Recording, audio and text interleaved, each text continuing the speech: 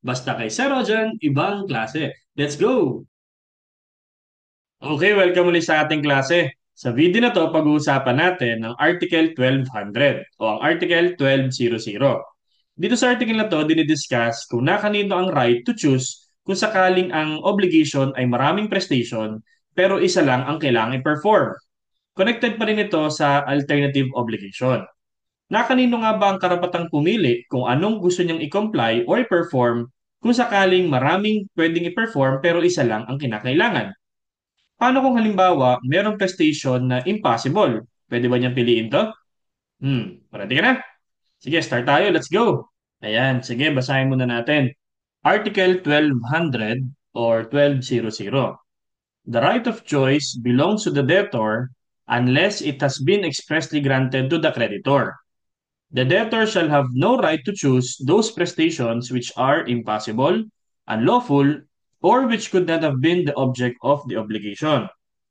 So dito sa article na to, pinag-uusapan kung nakanino ang right of choice in case meron tayong alternative obligation. Kasi di ba ang alternative obligation, maraming prestation or object pero isa lang ang kailangan.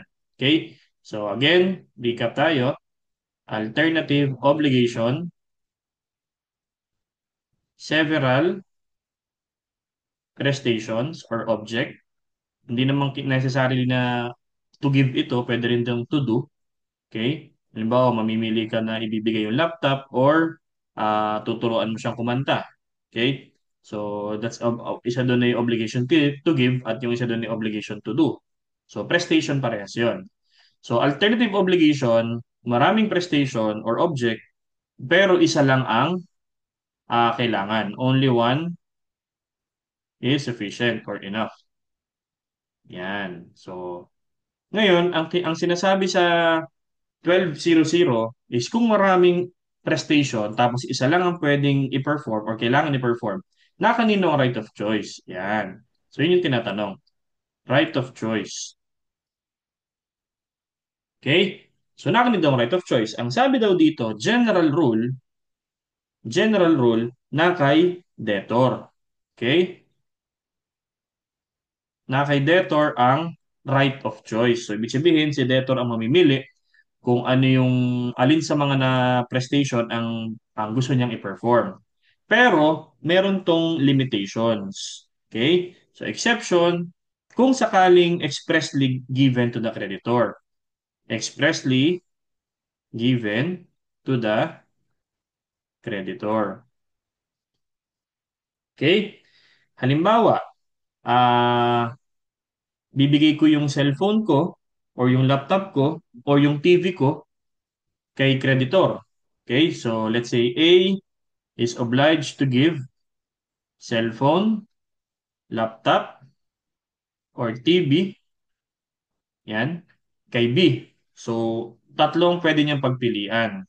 Ngayon, pag pinili ni A yung cellphone, okay, kahit ayaw yan ni B, hindi pwede yan. Kasi yung right of choice ay na kay A.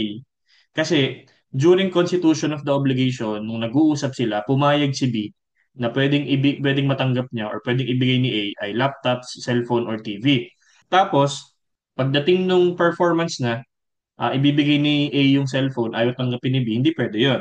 Okay? Although may problema, pero hindi pwede yun. Dapat kasi nung una, nag-stipulate pa lang na ano yung gusto matanggap ni B.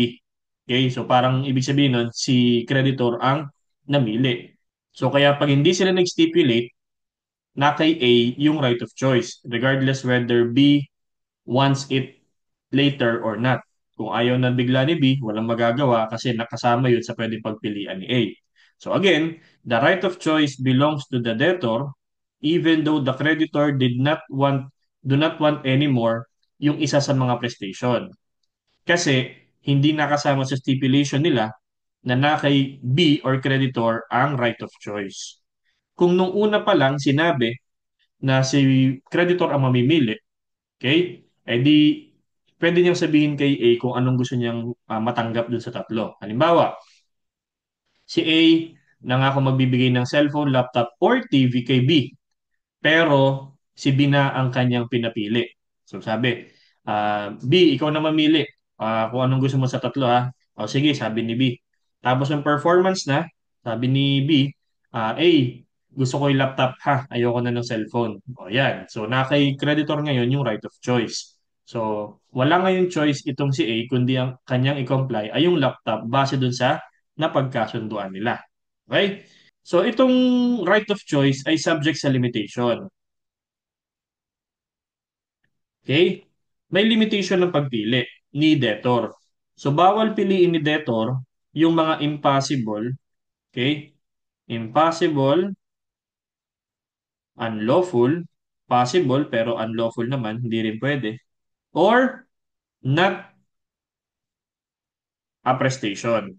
Kumbaga, hindi kasama sa napagkasunduan.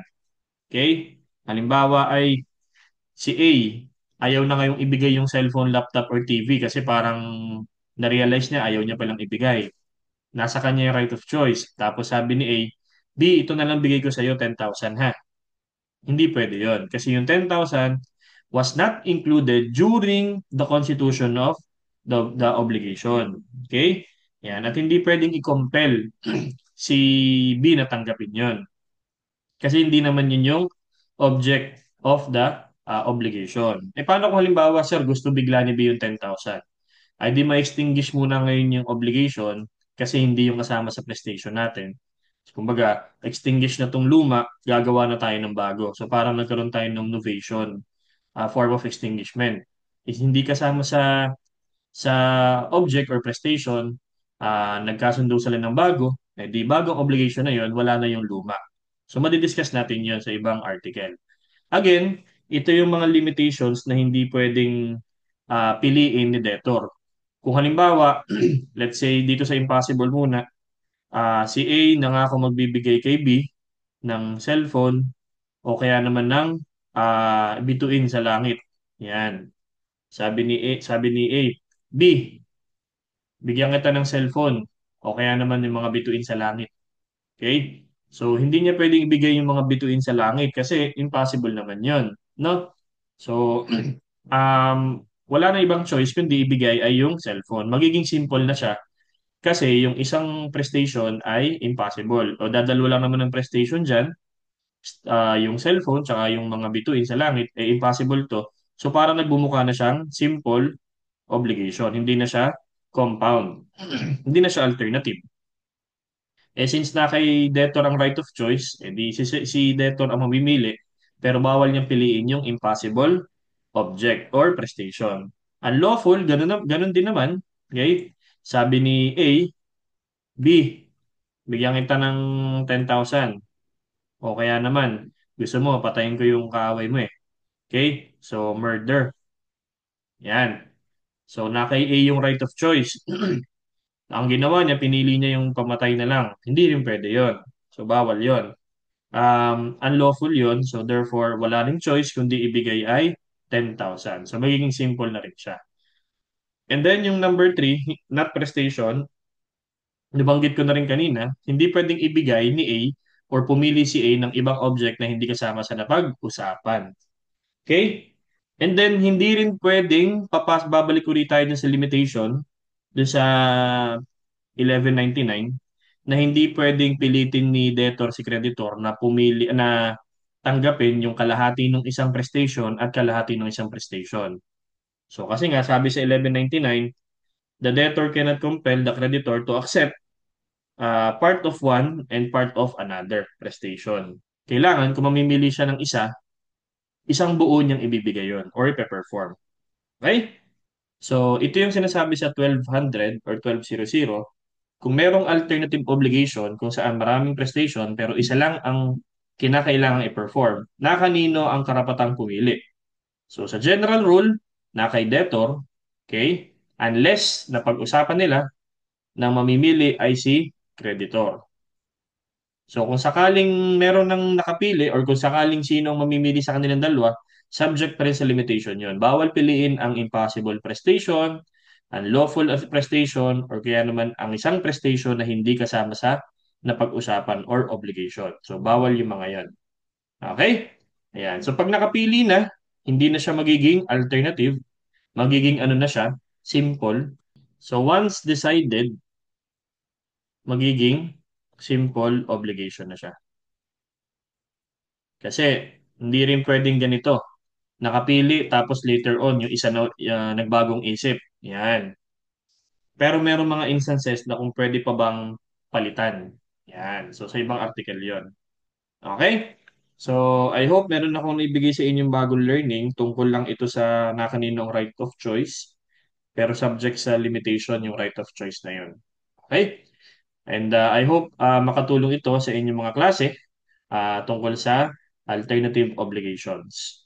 So yun, lagi ko sinasabi sa inyo, mag-aral kayo mabuti, mag-ingat palagi, at laging tatandaan, ibang klase ka. Bye-bye!